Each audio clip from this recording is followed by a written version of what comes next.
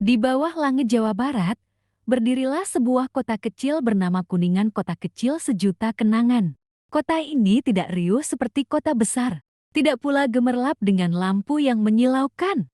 Tapi di sanalah kenangan-kenangan tumbuh. Seperti embun pagi yang setia datang tanpa suara. Dan Kuningan menjadi atap tertinggi di Jawa Barat, Gunung Ciremai. Orang-orang menyebutnya kota kecil sejuta kenangan dengan ikon kuda jingkraknya. Bukan karena bangunannya, tapi karena kisah yang ditinggalkan oleh mereka yang pergi. Setiap pagi di Kuningan terasa tenang. Kabut tipis turun dari lereng Ciremai, menyelimuti sawah dan rumah-rumah. Namun di balik ketenangan itu, ada satu hal yang selalu terasa sepi yang ditinggalkan perantau. Di kota ini, merantau bukan pilihan tapi jalan hidup. Anak-anak muda Kuningan tumbuh dengan satu pemahaman yang hampir diwariskan turun-temurun. Kampung halaman adalah tempat pulang, bukan tempat bertahan.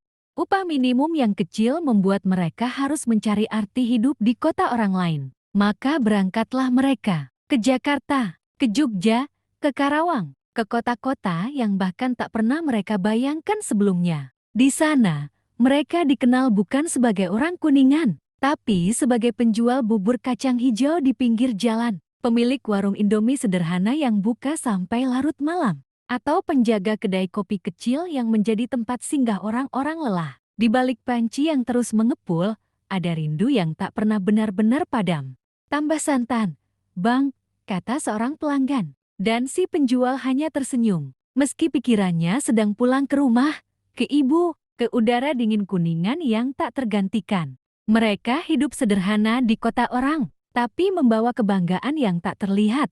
Mereka bertahan. Sementara itu, di Kuningan, waktu berjalan lebih enjoy. Orang tua menunggu kabar. Rumah-rumah tetap berdiri, meski sering kosong. Jalanan mengenal langkah-langkah yang dulu ramai. Kini hanya sesekali terdengar saat musim pulang tiba.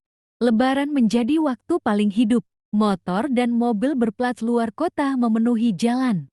Tawa kembali terdengar. Warung-warung kembali ramai.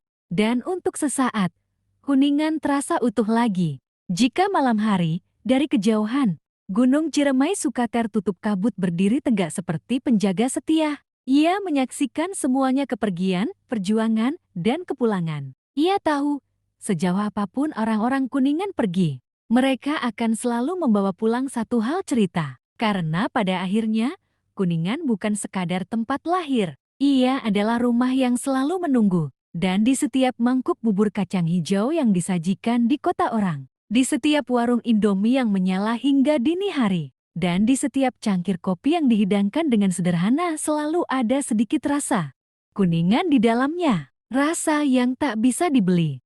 Rasa pulang.